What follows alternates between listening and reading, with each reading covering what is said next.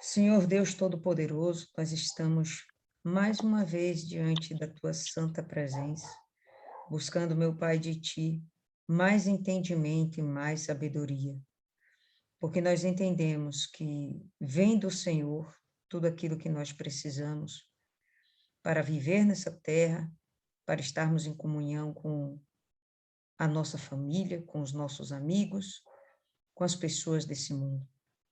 Só o Senhor mesmo, meu Pai, para nos dar essa sabedoria, porque da nossa própria carne, muitas vezes nós criamos até inimizades.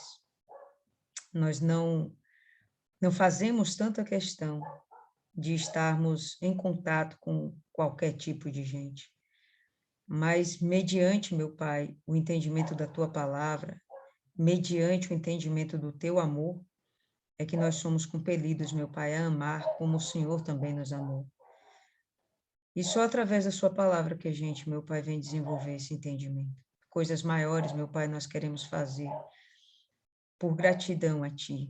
Então, vem nos ensinar, vem colocar dentro da gente ainda mais temor, coloca dentro da gente tudo que precisamos para andarmos, meu Pai, de acordo com a Tua vontade.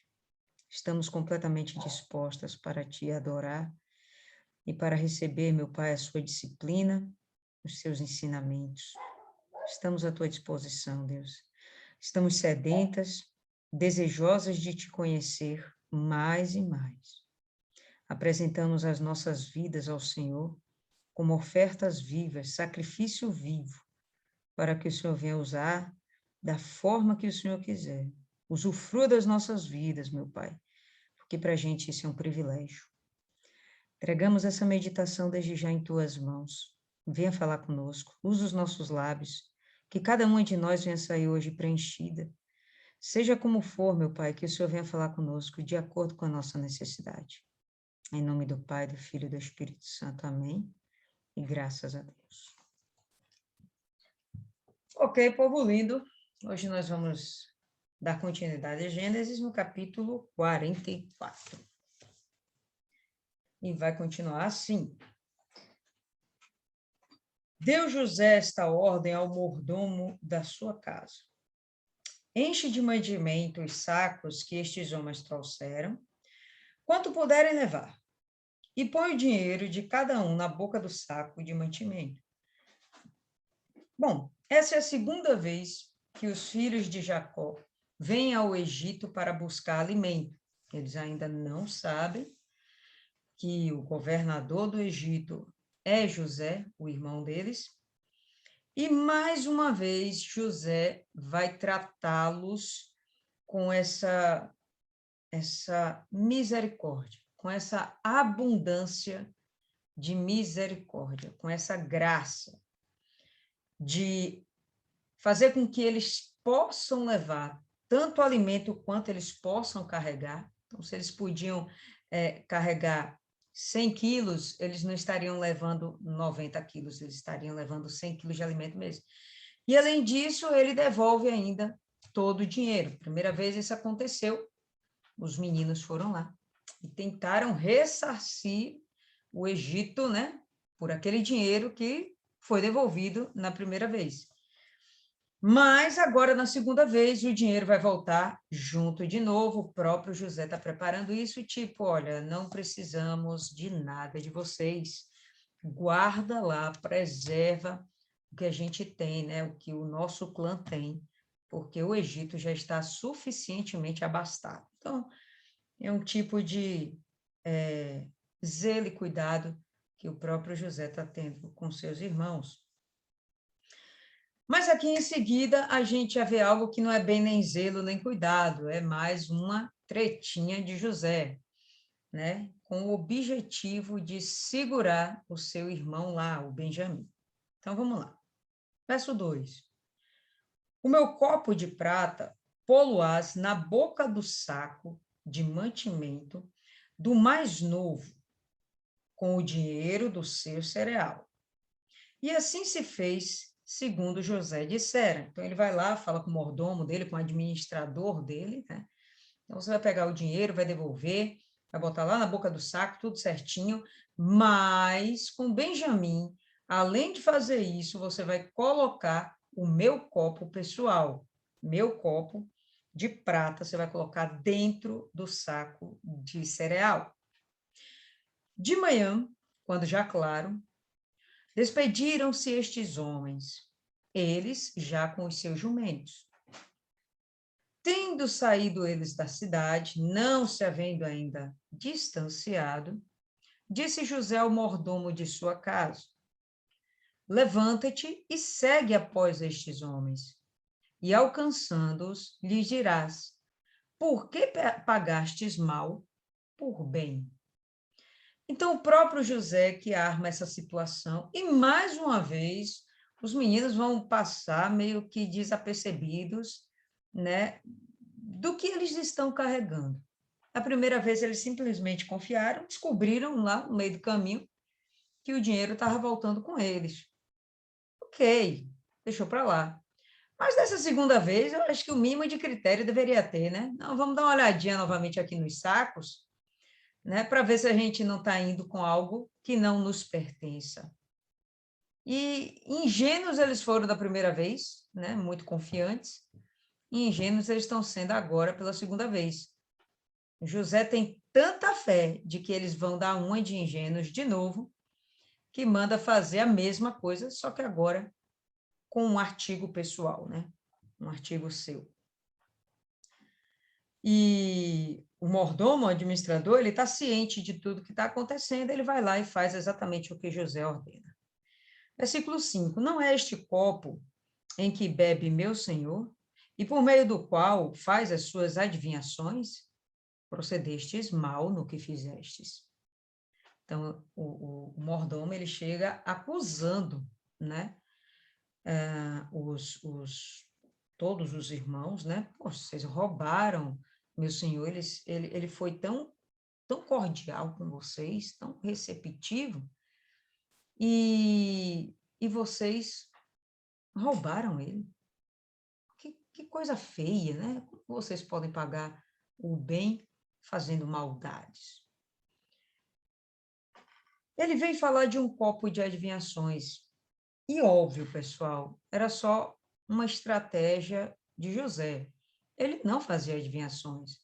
Ainda que isso fosse uma prática até dentro do Egito, né? Uma prática que é chamada de hidromancia, a adivinhação através da água. Então, eles costumavam fazer isso, né? Em um determinado copo, em um determinado jarro, eles colocavam água lá e, a depender do que acontecia com a água, eles faziam as suas adivinhações. Obviamente que não existe nada de científico nem de divino nisso, né? Uma coisa realmente maligna que afronta, inclusive, o nosso Deus. E alcançou-lhes e lhes falou estas palavras. Então lhes responderam: por que diz meu senhor tais palavras? Por que você está nos acusando dessa forma? Longe estejam seus servos de praticar semelhante coisa. O dinheiro que achamos na boca dos sacos de mantimento, tornamos a trazer-te desde a terra de Canaã. Como, pois, furtaríamos da casa do teu senhor prata ou ouro? E ele está tentando usar um raciocínio lógico, querendo justificar que não há necessidade de eles roubarem o copo. Por quê? Porque se eles tivessem intenção de ficar com alguma coisa que não lhes pertencesse. Todo mundo voltou? Todo mundo aí? Não vi a hora que eu parei, então dá para vocês dizerem qual foi o versículo? No quinto? No 5, no quinto. Tá bom, beleza. Então vamos lá. Não é este copo em que bebe meu senhor. Hoje está tenso, viu? O negócio está tenso. E por meio do qual faz as suas adivinhações, procedestes mal no que fizestes. Então, não sei se cheguei a comentar, mas enfim, de fato existia a prática dos egípcios, né? Da hidromancia. Falei sobre isso? Beleza, né? Adivinhação através da água, né? Os movimentos da água e tal. E quando eles falam isso, né? Quando o mordomo acusa a eles vão automaticamente rebater, tá certo? E alcançou-os e lhes falou essas palavras. Então, lhe responderam: por que diz meu senhor tais palavras, né? Por que você está nos acusando dessa forma? Longe estejam teus servos de praticar semelhante coisa, porque a gente não é ladrão, não temos necessidade disso. Por quê? Pelo seguinte: o dinheiro que achamos na boca dos sacos de mantimento, tornamos a trazer-te desde a terra de Canaã. Como, pois, furtaríamos da casa do teu senhor prata ou ouro? Se a gente tivesse interesse de ficar com alguma coisa que não é nossa, o dinheiro que a gente levou de volta da primeira vez sem saber, inocentemente, a gente ficaria com ele e não teríamos trazido de volta. Então, não faz nenhum sentido a gente lhes devolver o dinheiro, trazer pagamento em dobro por uma nova quantidade de alimento e sair levando um copo de prata. Nós trouxemos muito mais. Um copo de prata não tem realmente nenhum significado para a gente, nenhum valor. Verso 9, aquele dos teus servos, com quem for achado, morra, e nós ainda seremos escravos do meu senhor.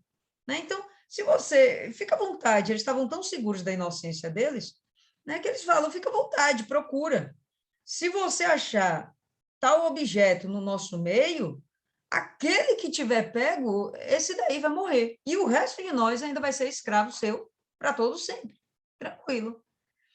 Se eles tivessem, né, de alguma forma, cometido esse crime, esse delito, jamais eles se colocariam numa situação dessa, né? Iam tentar argumentar, né?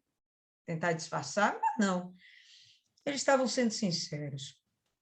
Então lhes respondeu: seja conforme as vossas palavras. Aquele com quem se achar será meu escravo. Porém, vós sereis inculpados. Então, aquele onde eu achar o copo, esse vai ser meu escravo, tá certo. Agora, os outros não, os outros podem ir embora, não me interessa. E se apressaram, e tendo cada um posto o saco de mantimento em terra, o abriu. O mordomo os examinou, começando do mais velho e acabando no mais novo, e achou-se o copo no saco de mantimento de Benjamim. Então rasgaram as suas vestes e, carregados de novo os jumentos, tornaram à cidade. Nesse momento aí, eles devem ter entrado em pânico, né? Porque, pensa bem, a preocupação deles era levar não só o alimento, mas principalmente Benjamim sã e salvo de volta para Jacó. Aí acontece uma situação dessa, opa, esse cara vai ter que ficar aqui como escravo. E, meu Deus, a gente falou que aquele poderia morrer, aquele que tivesse com o objeto poderia ser morto, como assim o filho amado de nosso pai? Não, dá ruim, Deus rica. Rasgam as vestes, né, num sinal de humilhação, não necessariamente para o governante ou para o mordomo, mas sim humilhação perante Deus, tá certo? Eles se veem numa situação de, opa, quem é que a gente vai recorrer agora? A quem a gente vai recorrer? E continua. Eles não deixam o Benjamim sozinho, pegam seus jumentos, albardam de novo e, opa, vamos voltar todo mundo lá e vamos conversar, porque essa história está muito mal explicada, tá bom? E chegou Judá com os seus irmãos à casa de José. Então, Judá é citado, todos os outros estavam aqui, inclusive o primogênito, que é Rúben. Mas Judá é o citado. Por quê? Porque Judá já está assumindo um posicionamento, né, de autoridade sobre todos aqueles irmãos. E é ele quem vai chegar, inclusive, para argumentar. Me pergunto onde está Rúben nesse momento, né? Rubem já demonstrou que ele não tem nenhuma capacidade de dialogar, de argumentar, é um cara extremamente emotivo, era capaz aqui dele estar querendo matar e morrer para salvar Benjamim. Né? Então, Judá toma a dianteira, peraí, irmãos, fiquem calmos, deixa que eu assumo daqui para frente, vamos bater um papo com o governador. Pode falar aí, Maiana. E fora isso, foi ele quem se comprometeu com o pai pelo menino. Ele que deu a palavra dele para o pai dele, que se não trouxessem, pudesse matar os filhos dele, que fizesse o que fosse. Então, ele estava querendo honrar e honrou a palavra que ele entregou para o pai dele. Mostra a transformação do caráter dele, o Judá de antes e o Judá de agora. Perfeito. Só fazendo uma correçãozinha, não foi ele que ofereceu os filhos para morrer, tá bom? Ele só disse que, caso acontecesse alguma coisa com o Benjamim, que a culpa recaísse sobre ele. Mas sim, porque foram tantas coisas em cima desse Benjamim que às vezes a gente confunde. Confunde mesmo. Né? Mas, enfim, de qualquer forma, a gente percebe uma mudança de Judá para Judá. Está havendo uma mudança significativa. Pode falar, Cristiane. Era isso mesmo que eu ia lembrar, né? A promessa que ele fez para o pai dele, a palavra que ele deu para o pai. Então, naquele momento ali, ele estava lutando para levar o irmão de volta. Exato, para cumprir a palavra dele. Perfeito. E chegou Judá com os seus irmãos à casa de José. Este ainda estava ali, e prostraram-se em terra diante dele. Mais uma vez, o sonho de José está se cumprindo, né? Todo mundo se prostrando ao redor de José. Disse-lhes José: que é isso que fizestes? Não sabias vós que tal homem como eu é capaz de adivinhar? Bom, ele aqui não foi não só capaz de adivinhar, né? Mas capaz de tramar. Cadê? Então disse Judá: que responderemos ao meu senhor? Que falaremos? E como nos justificaremos? Né? Eles assim, atônitos. Não sabemos ainda o que está acontecendo, mas deixa eu falar a minha versão da história, ou o meu argumento para a gente sair daqui ileso. Achou Deus a iniquidade de seus servos, de teus servos. Eis que nós somos escravos de meu Senhor, tanto nós como aquele em cuja mão se achou o copo. Pessoal, eles estavam cometendo um pecado? Eles estavam em erro? Eles estavam, de fato, roubando? Não. Mas olha como Judá chega e não questiona essa condição, essa situação. Ele simplesmente diz, olha, é verdade, a gente é culpado. Né? É uma forma muito interessante de gerenciar conflitos. É você assumir a culpa e você tentar resolver isso sem entrar no embate direto com a pessoa. Muito difícil uma pessoa fazer isso, é muito difícil, porque normalmente quando a gente está na nossa razão, a gente não quer aceitar diferente. Não, estou na minha razão, não aceito injustiça, né? Mas se ele tivesse esse embate, esquece, ele não ia sair vitorioso. Primeiro, de certa forma, eles têm culpa porque eles não observaram a carga quando eles estavam saindo. Antes de sair da cidade, eles não tiveram esse cuidado. Peraí, deixa eu olhar. Pô, da primeira vez eles já viram que o negócio deu ruim, né? E aí, da segunda vez, eles simplesmente confiam de novo, né? Não, fomos tão bem recebidos aqui, teve esse banquete todo para a gente, né? Bebemos e nos alegramos aqui confraternizando na casa do governador do Egito, né? Na cabecinha deles, não vão intentar nenhum mal contra a gente, somos agora amigos desde a infância. Mas não deveria ser isso que eles deveriam fazer, né? Eles deveriam sim observar o que estava acontecendo, o que eles estavam levando, para que não houvesse ruídos depois, né? Então, diante disso, eles não têm realmente como dizer somos culpados ou não somos culpados. Simplesmente assumem a responsabilidade. Não, você está certo, você está certo. Entendeu? Olha, somos seus servos, e aquele com quem o copo foi achado também é seu servo. A gente é tudo escravo seu. Mas peraí, me ouve, só me dá 2 segundos, 2 altos, e deixa eu falar um pouquinho. E ele vai continuando, verso 17. Mas ele disse, longe de mim que eu tal faça. O homem em cuja mão foi achado o copo, esse será meu servo. Vós, no entanto, subi em paz para vosso pai. E José respondendo, Não vou querer ficar com nenhum de vocês. Eu só quero ficar com esse rapaz. Não vou cometer a injustiça de prender a todos, de escravizar a todos. Mas esse daqui, que está com o meu copo, não. Esse daí vai ficar, vocês podem seguir em paz. Então Judá se aproximou dele e disse, Senhor meu, rogo-te, permite que teu servo diga uma palavra aos ouvidos do meu senhor, e não se acenda a tua ira contra o teu servo, porque tu és como o próprio faraó. Meu senhor perguntou a seus servos, meu senhor perguntou a seus servos, tendes pai ou irmão?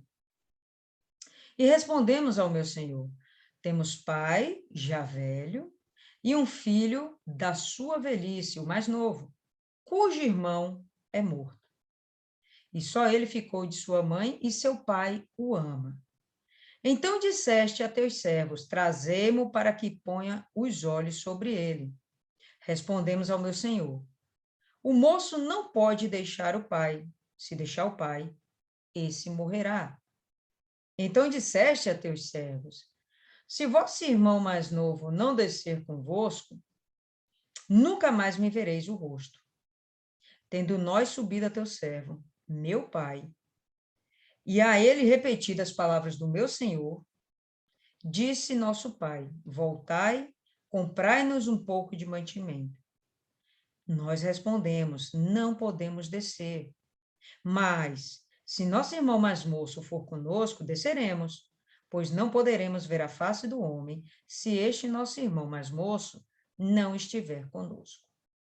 Então nos disse o teu servo, nosso pai, sabeis que a minha mulher me deu 2 filhos, um se ausentou de mim, e eu disse, certamente foi despedaçado, e até agora não mais o vi.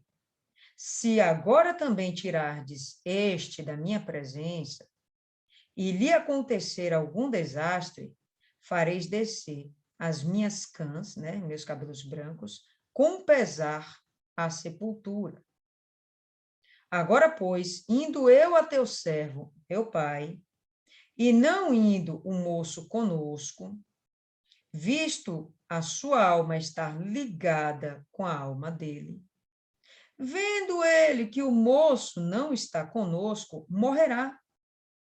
Se a gente voltar para casa sem Benjamim, o nosso pai morrerá. Você está entendendo, Faraó, que a gente só trouxe ele porque você exigiu, Faraó? Olha, José, você está entendendo que a gente só trouxe ele porque você exigiu, mas que a gente teve que entrar em um embate com o nosso pai para permitir que ele viesse.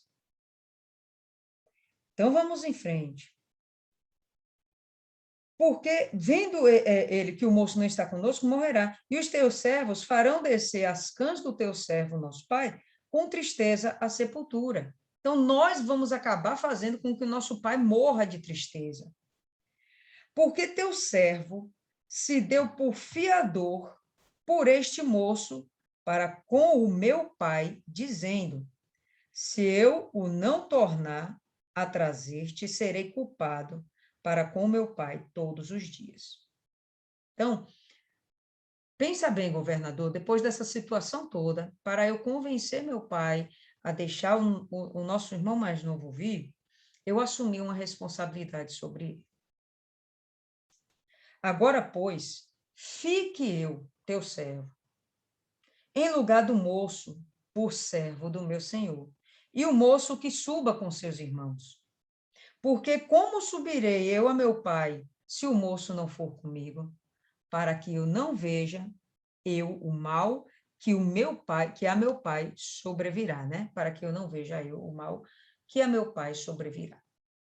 Então, o que Judá está fazendo, né, nesse capítulo, é ele assumindo realmente a liderança da situação, porque, de fato, ele assumiu a responsabilidade sobre Benjamim, e ele está tentando convencer o governador de que ele, de forma alguma, pode sair de lá sem esse menino. Ou melhor, ele pode até ficar no lugar do menino, mas não pode é que o menino fique no Egito, porque senão seu pai vai morrer de tristeza, tá? Então, ele vai fazer essa argumentação. Esse capítulo é mais uma narrativa, né, do que, enfim, do que aconteceu pregressamente, do que aconteceu em Canaã para Faraó, ou melhor, para José, toda hora Faraó, para, né, o governador, tá certo? E aí, pessoal, vocês percebem que o capítulo é muito rapidinho. Dá para a gente entrar no 45 ou a gente para por aqui? Que é a continuidade. O que vocês acham? Para, porque eu só li o 44. É sério, eu já li até o 50. Eu só li 44, porque eu tenho outros 2 livros que eu estou Sim, lendo. senhora, tudo bem, tudo bem. Agora, deixa eu dizer uma coisa. Diga, pode falar. A gente observa aí, sabe o que é? Sim. Que José está fazendo com os irmãos o que eles fizeram com ele. Escravizando? Não, colocando angústia dentro dele, Ah, sim. né? Como se fosse uma forma de Represália. vingança pelos que eles fizeram. A palavra não seria nem vingança, mas dando troco. Vocês Uhum. fizeram tanta coisa comigo que hoje vocês estão sentindo na pele, tanto que eles pensam assim, poxa, o que está nos acontecendo é pelo mal que nós fizemos a José. Exato. Tudo isso que está acontecendo conosco está se voltando contra a gente pelo mal que a gente fez, né? A colheita, né? Plantou, levou um bom tempo, mas vem colhendo tudo no meio do caminho. Não somente pelo fato do que acontecer com José. Toda a vida deles, casamento, filhos, tudo isso é uma resposta mediante a situação que eles colocaram José. Porque José poderia ser governador do Egito até de outra forma, ou teria que acontecer dessa forma mesmo para que se cumprisse a palavra, os sonhos de José, né? Que inconscientemente, se eles retrocedessem no pensamento, eles iriam ver que eles estavam se prostrando para José, mesmo não sabendo o que seria José. Poxa, meu irmão sonhou algum dia que nós iríamos nos prostrar para ele, mas hoje ele não está aqui. Nós estamos nos prostrando para o governador do Egito. Entendeu o que eu quis dizer? Entendi, sim, senhora. Depois eu falo aí, depois eu te respondo, Isis. Pode falar, Cristiane. Eu acho muito legal, muito bacana esse amadurecimento deles. É uma coisa assim que chega a dar um gozo, assim, da gente. Nós passamos por toda a fase ali, né? Eles revoltados, eles fazendo mal, eles judiando de José, mas hoje o coração deles estão aquebrantados, pelo menos em relação ao pai, né? O cuidado com o pai, eles não querem mais. Hoje eles estão tentando preservar o pai de sofrimentos, né? Então, eles entram em desespero ali quando acontece que eles rasgam as vestes e imploram e vão até José e se explicam. Quer dizer, tamanha é o cuidado que hoje eles têm, né? Independente deles verem que José, o Israel, continua amando Benjamim, talvez mais do que os mais velhos, mas eles não olham mais para isso. Não existe mais aquela sensação de inveja ou de revolta. Hoje o olhar é o zelo e o cuidado, porque eles viram que o que eles fizeram foi muito mal para José, né? Para Israel. Ele sofreu muito para Jacó. Então, eles não querem que Israel sofra mais. Então, hoje eles cuidam, hoje eles zelam. Então, se eles puderem dar a vida em troca, hoje eles dão. Então, é muito legal ver hoje esse amadurecimento, essa visão deles em relação à família, ao pai, ao cuidado da família, né? Essa questão é bem interessante mesmo. A gente vai perceber aí a maturidade sendo desenvolvida Ansiosa, né? A gente vai perceber que essa maturidade vai sendo desenvolvida também por conta do passar dos anos, né? 20 e poucos anos se passaram, não são 2 anos e pouco. Esses homens eram jovens, né? Eles agora são senhores, né? Se fosse nosso período, a gente diria que eram coroas, deve estar aí com seus 40, 50 anos de idade, né? Então, um tempo de amadurecimento, sem dúvida, até pela própria idade, né? Os hormônios vão diminuindo e a racionalidade vai aflorando. Tem essa questão, de fato, acho que foi Maiana aí que comentou, né, que o problema deles não era com Benjamim, era com José. O problema não era bem com José, o problema era com Jacó, né? O problema era a falta de atenção que eles não tinham de Jacó, né? Tudo acabou sendo concentrado na figura de José. José pagou o pato, José desaparece, com certeza as coisas poderiam muito bem se concentrar na figura de Benjamim, já que o texto relata que ainda o próprio Judá, com a boca dele, fala, olha, meu pai ama esse menino, tá? Meu pai ama esse menino até mais do que a gente, então, se esse menino não voltar, a gente voltou sem Simeão, meu pai sobreviveu, mas se esse menino não volta, talvez ele acabe morrendo de tristeza. Então, nesse momento, eles param de ter essa rivalização entre eles, né? Essa rivalidade, fica mais bonito. Essa rivalidade entre irmãos, né? E eles não cobram, parece que eles se tornam mais compreensivos com Jacó, acho que esse seria o termo certo. Eles não cobram mais essa tensão toda, ainda que eu tenho certeza que Jacó dá essa atenção toda para Benjamim. Mas eles já não cobram tanto, né? Até porque tem dentro da cabecinha deles aquela sensação de culpa, que vez por outra eles botam aqui para fora. Estamos colhendo o que plantamos. As coisas que a gente faz no momento da raiva, né? No átimo do fervor, né? do sangue, nem sempre são... Mentira, nem sempre. Quase nunca vai dar certo. Quase nunca a gente vai sair de lá satisfeito. Né? Mesmo que naquele momento tenha preenchido o nosso ego, satisfeito, né? Nossa ira, né? Desabafado nossas emoções, mas a gente vai ficar pensando, pô, não deveria ter dito isso, ou não, poderia ter evitado, poderia ter contado até 10 ou 1000 que fosse, mas não precisaria chegar àquele extremo. E aí a gente se arrepende. A depender da situação, são coisas que o tempo passa e nem precisa 20, 30 anos se passarem, né? Passa 2, 3 dias, tudo se resolve. Mas um caso desse aqui fica complicado, né? 10, 20 anos se passarem e não se resolveu. Por quê? Porque alguém morreu na cabeça deles. Alguém morreu. E aí, como é que você vai restituir uma vida? Se tivesse sido simplesmente aqueles nossos inimigos lá, o povo de Siquém, passa batido, a gente consegue superar. Não eram pessoas realmente que nos pertenciam. Mas a gente está falando agora de um irmão. Matamos um irmão, né? E mentimos para o pai. E estamos há 20 e poucos anos, 30 anos, sustentando essa mentira.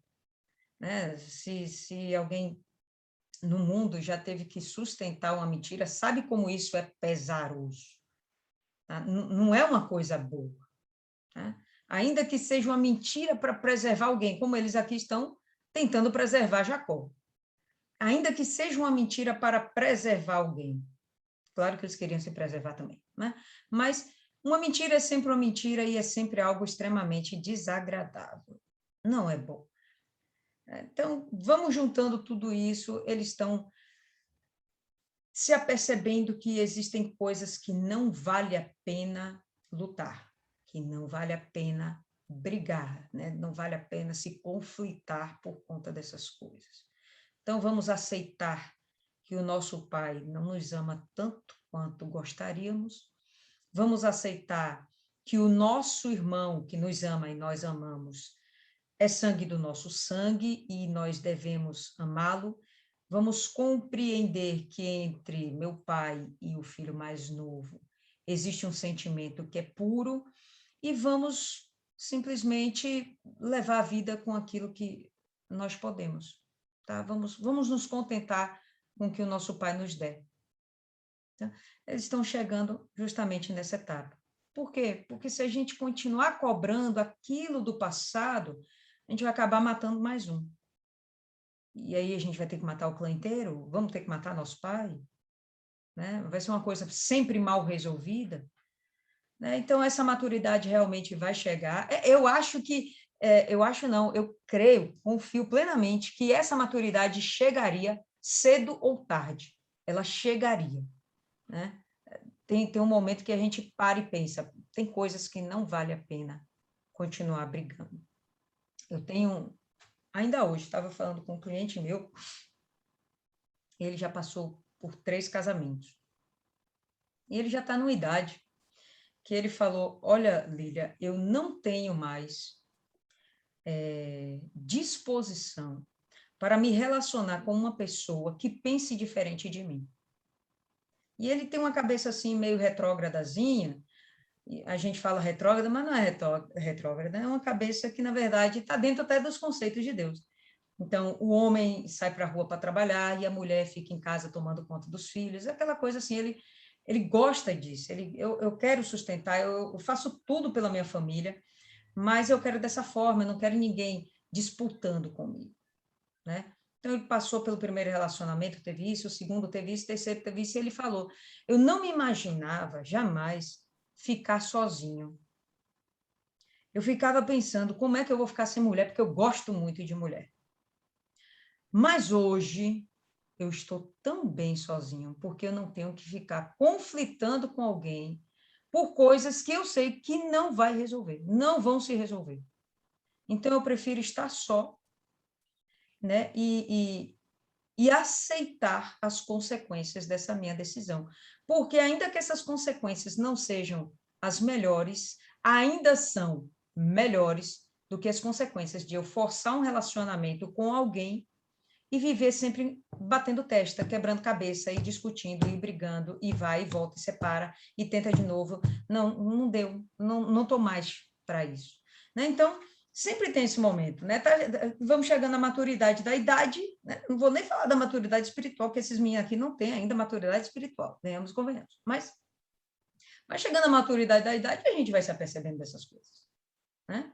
Que diga aí a nossa dona Cida, a nossa dona Ana, né? As mulheres mais experientes aqui do grupo, tirando a Adriana só o pai, né? Mas existe uma mentalidade que é diferenciada em relação a pessoas mais novas. Aí eles iam amadurecer cedo ou tarde. Fala aí, Cristiane.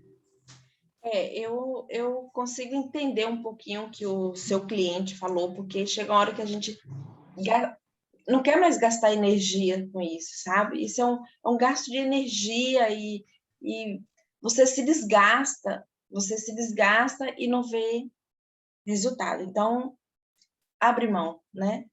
E é muito interessante que se a maior prova da mudança deles, dos irmãos de José, a maior prova é que eles poderiam ter deixado o Benjamim lá, todos voltassem e falassem, ó, ficou lá e segue a vida. Mas eles não fizeram isso. Por quê? Porque ali já houve uma mudança do amadurecimento, da visão, ou, como eu falei, de preservar o pai daquele sofrimento que eles passaram. Porque na época que o pai estava sofrendo e chorando aquele luto, não era só Israel que estava chorando, eles também estavam sofrendo. Eu acredito que chegou um momento de arrependimento neles, de ver tanto que Judá não conseguiu ficar ali, entendeu? Tanto que Judá preferiu sair de perto e viver a vida dele, porque acho que ali pesava demais. Então, se eles não tivessem mudado, se a cabeça deles não tivesse mudado, eles poderiam ter deixado Benjamim lá e todos voltavam e eles inventavam outra história para Israel. Mas não houve isso, houve realmente um desespero e tentar evitar mais sofrimento. Sim. Perfeito, concordo com isso aí mesmo, concordo. Mais alguém, pessoal, quer falar alguma coisa mais, acrescentar? Dona Maiana, pode falar, Maiana.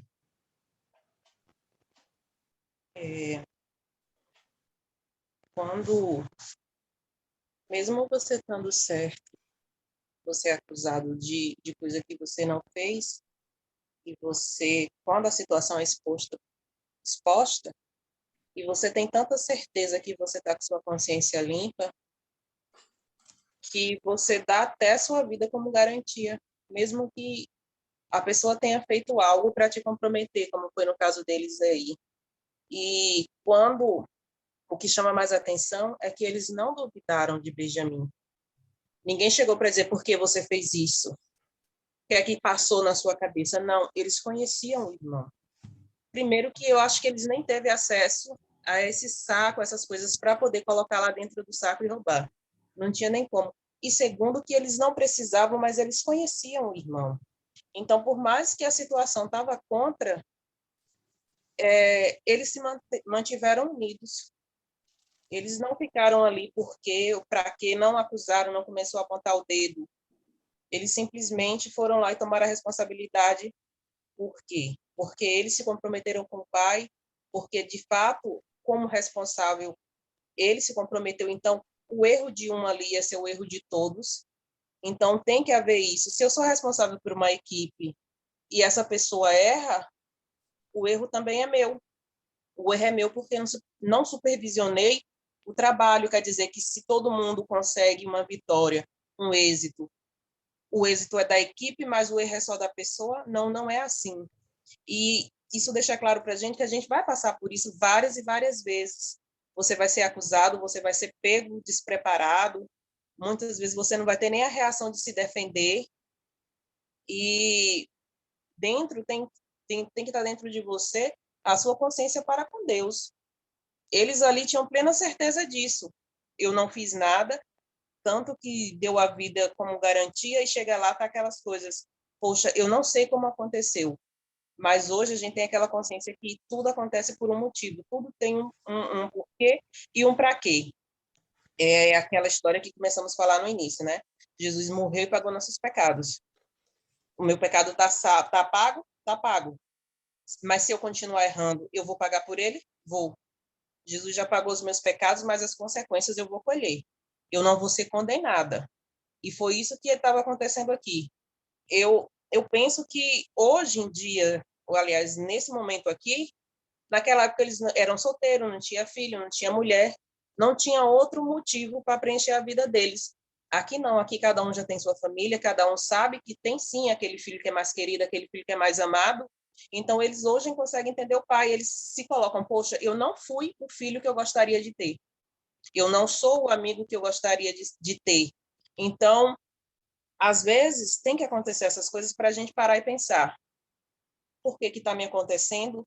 O que eu fiz? Não é só culpa do mundo, porque às vezes as pessoas dão uma de coitadinho, de vítima, mas nem sempre ela está certa, nem sempre é o errado. Poxa, eu posso não fazer o errado, mas eu estou dando margem. Ou então, está acontecendo isso, você vai se vitimizar? Não. Você vai seguir em frente, você vai dar o seu melhor. Porque uma hora a verdade vai aparecer. Nem que seja no fim da vida. Mas uma hora tudo vai ficar claro. E eles aqui, eles simplesmente se uniram como família. Como que num grupo ficam uns contra os outros? O próprio Senhor Jesus disse que a casa que é dividida, ela não subsiste. E foi por isso que Israel passou pelo que passou, mas na frente vai sofrer, vai comer o pão que o demo amassou e não vão aprender. Porque fica um querendo ser maior do que o outro, fica um querendo puxar o tapete do outro. Só que se todo mundo se unir e fazer o que tem que fazer junto, o trabalho é feito mais rápido, todo mundo sai ganhando. Você não precisa querer crescer às custas dos outros. E pessoas boas fazem coisas más. Tanto que José está fazendo isso. Tem um porquê, tem um motivo, mas ele está fazendo. Ele tá colocando os outros para fazer, para sentir aquilo que ele sentiu. E ainda está fazendo pior, porque para mim quem dá o troco faz pior do que quem fez a primeira vez. Ele ainda está fazendo requinte de crueldade, porque eles pegaram ele, jogou no poço, vendeu. Não, ele está fazendo pressão. Roubou, vai ser preso, vai morrer, porque o crime para quem roubava esses objetos de adivinhação era a morte.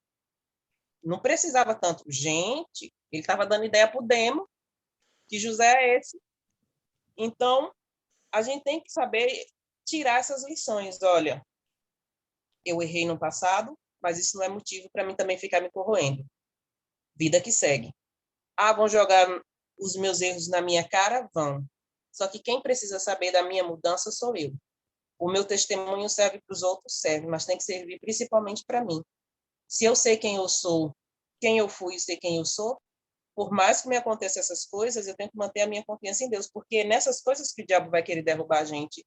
E na maioria das vezes é a gente que permite, na maioria não, a gente sempre permite o diabo derrubar a gente por causa dessas coisas, não vigia. Fica aí. E aqui não, eles não ficaram se fazendo de coitadinho. Contou a história, se quiser acreditar, acreditou, se não quiser, paciência. Mas foram humildes e reconheceram os seus erros. Eu penso que ele não tinha, na verdade, essa intenção de maltratar os irmãos. Eu acho que ele estava querendo, eu penso, né, que ele estava querendo criar uma situação para prender Benjamim. Não necessariamente fazer os irmãos sofrerem, por tabela isso iria acontecer, mas eu não acho que, olha, vou fazê-los sofrer, vou reter Não, Benjamim. Eu não é penso isso. que ele estava... Não, porque já teve mais gente aqui também que defendeu essa ideia, entendeu? Não, eu não Mas... estou defendendo essa ideia, não. Estou dizendo que É, pessoas boas também fazem coisas ruins, mas não por querer, não percebe. Vai se deixando uhum. levar pelo momento. Eu creio que ele fez isso mais para ver se os irmãos realmente ia ter a atitude de defender Benjamim, como não fizeram com ele. Se bem que quando venderam, né, livraram da morte. Mas tipo assim, vamos ver se se eles mudaram mesmo, vamos ver se eles vão defender. E eles defenderam, eles foram lá e deram a cara, deram, como é que fala? A cara para bater? É, Foram o escudo de Benjamim. Eles defenderam Benjamim de uma maneira que eu acho que José não esperava, porque por mais que você espere uma coisa, quando a coisa acontece, você fica é muito maior, vai além das suas expectativas, ou para bem ou para mal. E aqui ele viu que realmente os irmãos estavam procurando ser uma nova pessoa, serem novas criaturas. e ele não seria de modo algum acusado de ou condenado à morte, porque só quem sabia da tretinha era José e o mordomo. Então, isso não ia ser exposto de forma alguma. Cristiane levantou a mão primeiro, depois Adriana. Eu acho que essa situação toda que estava acontecendo, que José estava confabulando ou fazendo, era uma forma. Ali ele estava tentando ganhar tempo para ver de que forma ele ia se revelar para os irmãos e tipo assim, logo no início ele queria saber se o pai estava vivo, se o irmão mais moço estava vivo, se eles não tinham feito com o irmão mais moço, fizeram com ele, né? E depois saber se o pai estava vivo. E aí ele tentou ganhar tempo para, tipo assim, como é que eu vou poder me revelar para os meus irmãos? Como é que eu vou fazer para trazer o meu pai até mim? Então, eu acredito que ele só estava tentando ganhar tempo, criar ideias e meios. Tanto que quando ele foi para se revelar diante dos irmãos, teve que o pessoal lá dele, da guarda dele, sair da sala. Então, eu acho que era uma forma que ele estava ganhando tempo para poder saber como é que eu vou mostrar aqui quem eu sou, né? Pelo que eles fizeram. Eu também penso dessa forma. Aí. Fala, dona Adriana.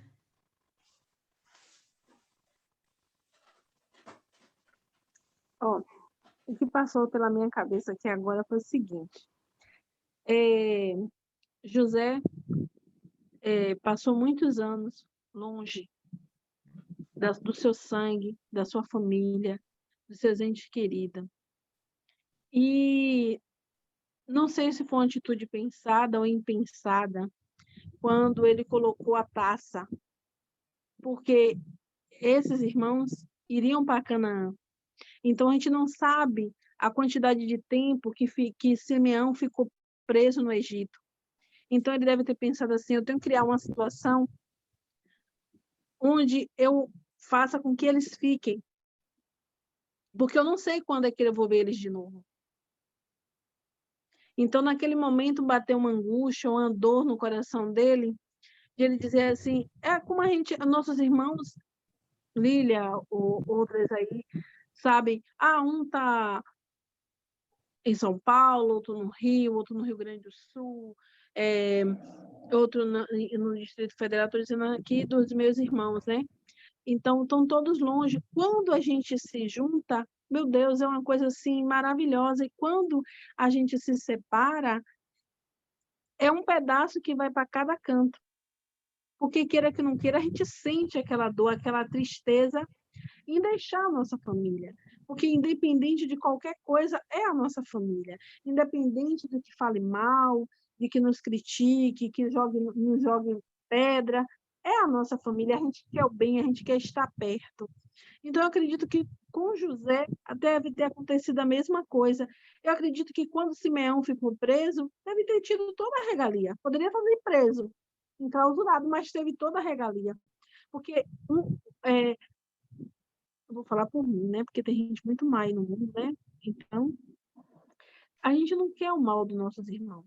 A gente não quer o mal do nosso ente querido. A gente não quer o mal do nosso filho, daquela pessoa próxima da gente. Por mais que muitas das vezes não é de sangue, mas você sente aquele amor. E o amor é construído não por um sentimento, é uma dedicação, é aquilo que você dedica. E por mais que José ficasse longe, quando ele olhou, ele viu os irmãos, ele sentiu, ele olhou ali, deveria ter sido assim, uma situação assim, ele diz assim, meu Deus, são os meus irmãos, ele deve ter ficado desconcertado, sem palavras, onde ele iria colocar a cara dele, e quando ele percebeu que eles não reconheceram, para ele foi até mais fácil ele criar todo esse enredo, toda essa situação, para saber como é que o pai estava, para saber como é que Benjamim estava, se eles conduziram Benjamim da mesma forma que conduziu com ele. Então, ele tentou tirar todo tipo de informação. E quando ele viu que Benjamim veio ao Egito, e ele olhou para Benjamim e fez toda a situação, dando uma porção dobrada a Benjamim, 5 vezes mais, fazendo tudo aquilo para Benjamim. E quando ele viu, não, eles amam a Benjamim. Eles não fazem com Benjamim aquilo que fizeram comigo. É como a Lília disse aí, a maturidade com o tempo, porque a gente vê que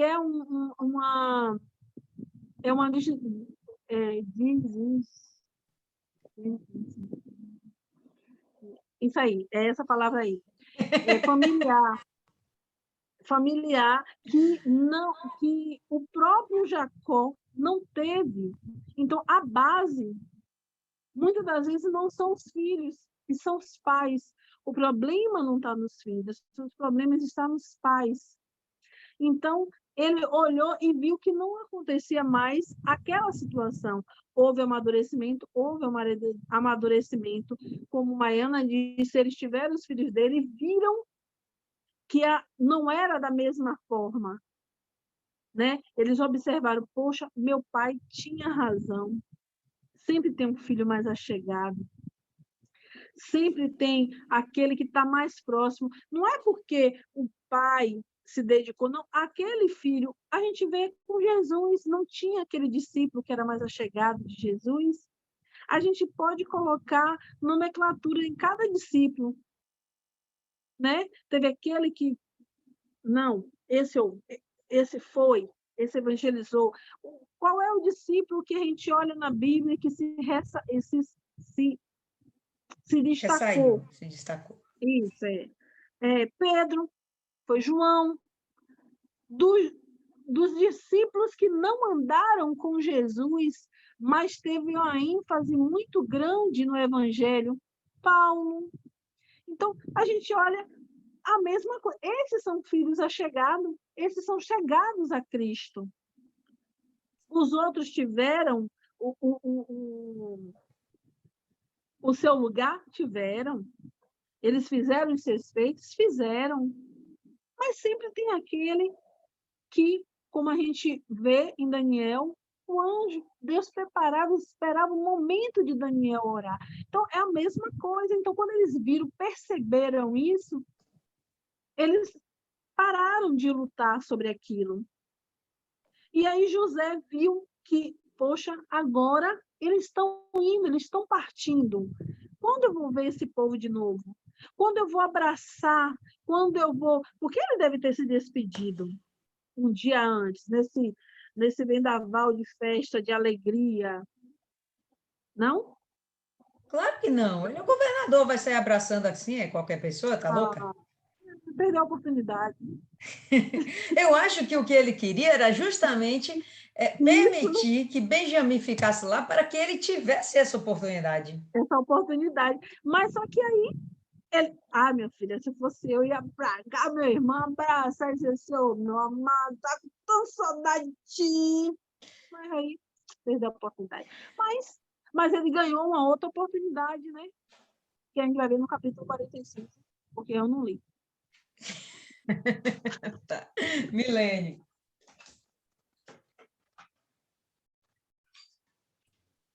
Eu gostei como o papel se inverteu, né? Porque uma característica que era de José, a ingenuidade, todos os irmãos agora se tornaram ingênuos diante de José. José estava muito esperto, astuto ali, armando tudo, e todos eles ceguinhos, ingênuos, não percebendo nada. Achei isso muito legal. Parece até novela, quando tem a reviravolta do mocinho. Novela mexicana.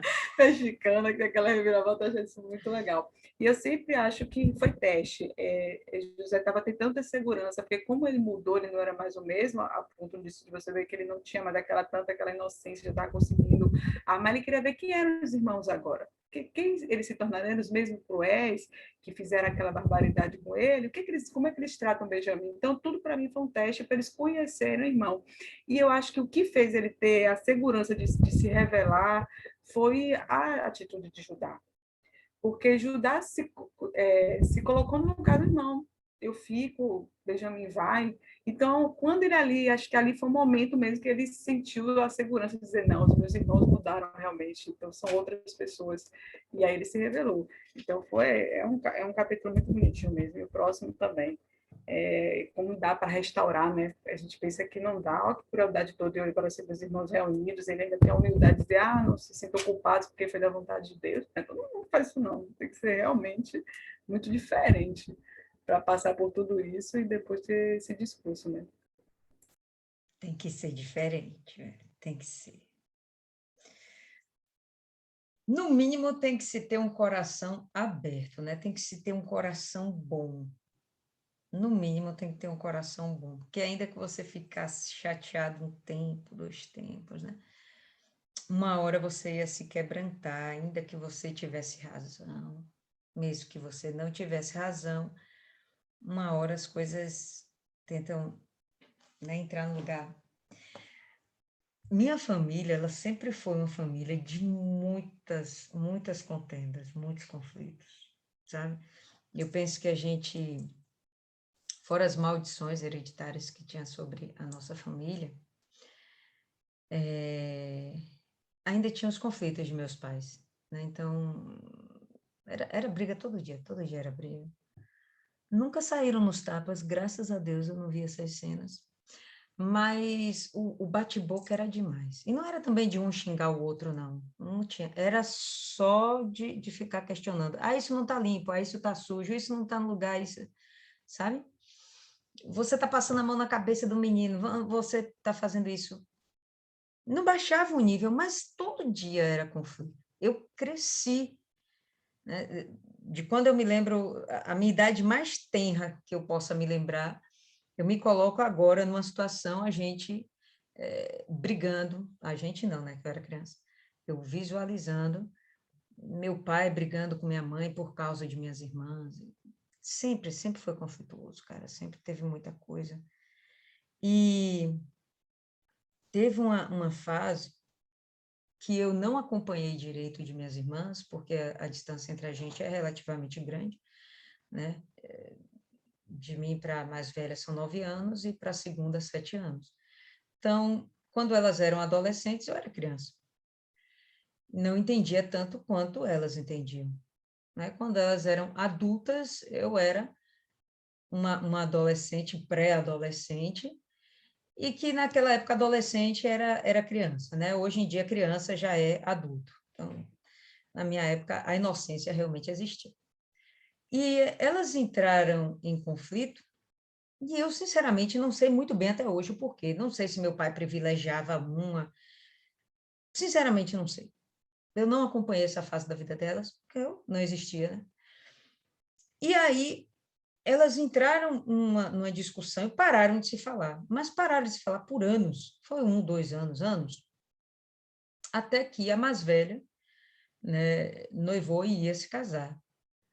E nisso de ia se casar, você não vai falar com a sua outra irmã? Você não vai convidar? Como é isso?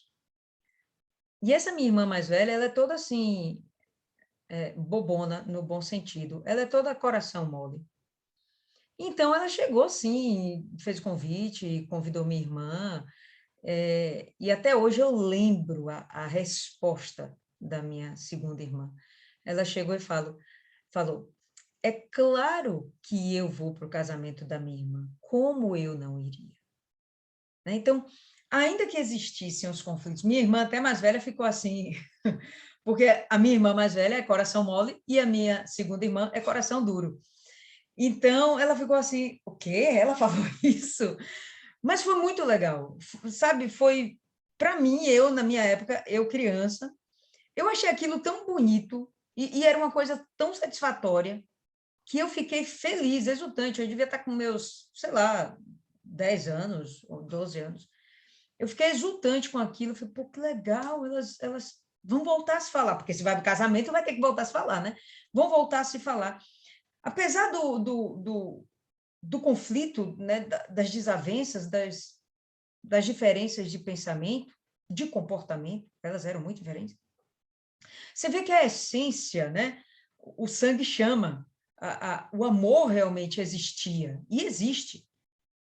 O que nos falta é sabedoria para lidar com as diferenças, mesmo dentro de casa, né? Porque cada um pensa de uma forma diferente, vai tendo suas experiências diferentes, seus desejos diferentes, e às vezes os caminhos vão ficando diferentes, bem afastados. Mas o que liga é justamente o amor, né? Então, dentro lá de casa, sempre foi assim, velho. Sempre teve conflito. Mas no final das contas, quando tem uma situação ruim, uma situação de aperto, uma situação crítica, tá todo mundo junto de novo, né? O que é que eu posso fazer? O que é que dá para ser feito, né? Até hoje tem conflitos. Até hoje não é uma família fácil. Vou mentir para vocês, não. Não é fácil. E eu vejo a raiz desses problemas na criação, no relacionamento dos meus pais e a criação que eles nos deram. Não foi bom. Não foi algo bom. Mas, enfim, né? Graças a Deus, as coisas mudam, né? As famílias... já vamos terminar, Leide. Né? As famílias amadurecem, né? O povo cresce, e aí a gente vai tomando as decisões mais acertadas. Mas conflito de família nunca é uma coisa simples de se resolver. E a gente vai ver que esse conflito aqui com José, Deus está criando uma situação após o quê? 30 anos, né? Enquanto isso, foram 30 anos remoendo saudade, remoendo culpa, remoendo, né, dores, complexos, vaidades e orgulho, né? Enfim. É isso aí, pessoal.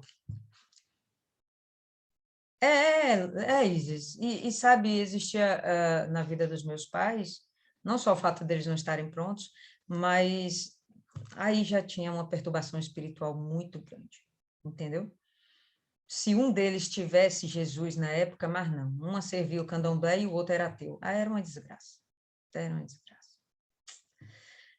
Vamos lá, pessoal. Ficamos hoje por aqui. Quem faz aí a oração de encerramento?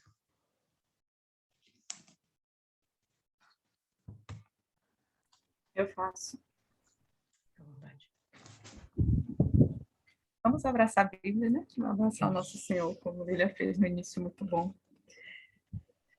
Senhor, meu Deus e meu Pai, muito obrigado, Senhor, por mais uma meditação, por mais um alimento tão poderoso, tão renovador, que é a sua palavra, por falar com cada uma de nós, e que foi possível a gente compreender, como o Senhor fala, diferente, mas que conduz a mesma coisa, né, meu Pai? O sentido, a essência é a mesma.